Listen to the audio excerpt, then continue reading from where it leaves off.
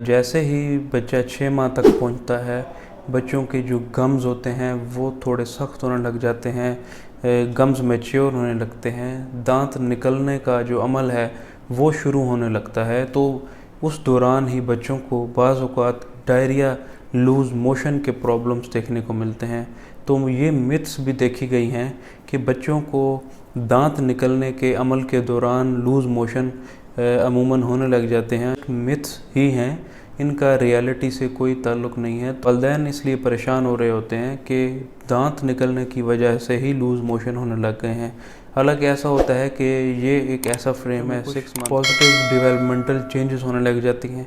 बच्चे हाथों से चीज़ों को ग्रैब करने लगते हैं, सलाहियत पैदा होने लगती है कि वो हाथों से चीज़ों को उठाने लगते हैं। जो चीज़ उनके हाथ में आती है उसको वो मुंह में डालने की कोशिश करते हैं, क्योंकि एक तो उनके रिफ्लेक्सेस बन रहे होते हैं और साथ जब उनको गम्स में, मसूड़ों में इरिटेशन होती है तो वो जब दांतों के नीचे चीज़ें चबाते हैं तो उससे उनको थोड़ा सुकून मिलता है।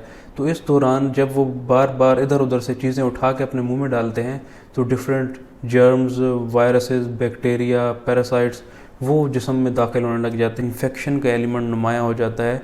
तो इनडायरेक्टली दांतों के अमल की वजह से उनको डायरिया तो हो रहा है। आप हाइजीन को बरकरार रखेंगे, जो चीज़ें बच्चों के इर्द गिर्द पड़ी हैं आप उनको प्रॉपरली वॉश करके रखेंगे, बच्चों के हाथों की सफाई का ख्याल रखेंगे, अपने हाथों की सफाई का आप ख्याल रखेंगे, तो जो बच्चों के जिस्म में इन्फेक्शन जाने का एक एलिमेंट था, आप जितना उसको कम करेंगे तो उतने ही बच्चे इन्फेक्शन से बचेंगे। आप टीथर बच्चों को दे सकते हैं जो सॉफ्ट टीथर होते हैं, ताकि बच्चे दांतों के नीचे उनको चबाएं और उनको जो पेन, इरिटेशन मसूड़ों में फ़ील हो रही थी वो उनकी कम हो जाए। उम्र 6 माह तक हो गई है, अब उनके गम्स में इरिटेशन होने लग गई है, उनके मसूड़ों में पुख्तगी आने लग गई है, दांतों का निकलने का अमल वो शुरू होने लग गया है। तो बच्चों में चिड़चिड़ापन, उसके अलावा दांतों में, उसके अलावा जो गम्स में पेन, इरिटेशन, सोजिश जैसे प्रॉब्लम्स ज़्यादा देखने को मिलते हैं। तो इनको ट्रीट आउट करने के लिए कुछ ऐसी जो होम रेमेडीज़ हैं, वाटर कॉटन के साथ, साफ़ कपड़े के साथ उनके दांतों पे लगाएं, इससे उनको सुकून मिलेगा। उसके अलावा जो कैमोमाइल टी बैग्स होते हैं आप उनको कोल्ड वाटर में सोक करके रखें।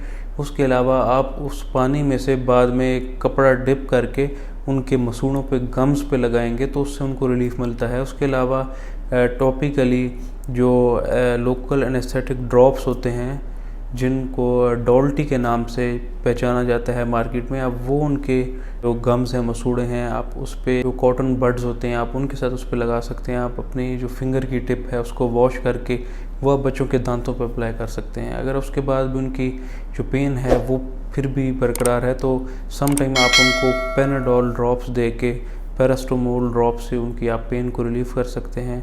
उसके अलावा आप बच्चों को टीथर दे सकते हैं। टीथर को जब वो गम्स के नीचे चबाते हैं तो उससे भी उनको रिलीफ़ मिलता है, उनकी जो पेन है वो कम होती है।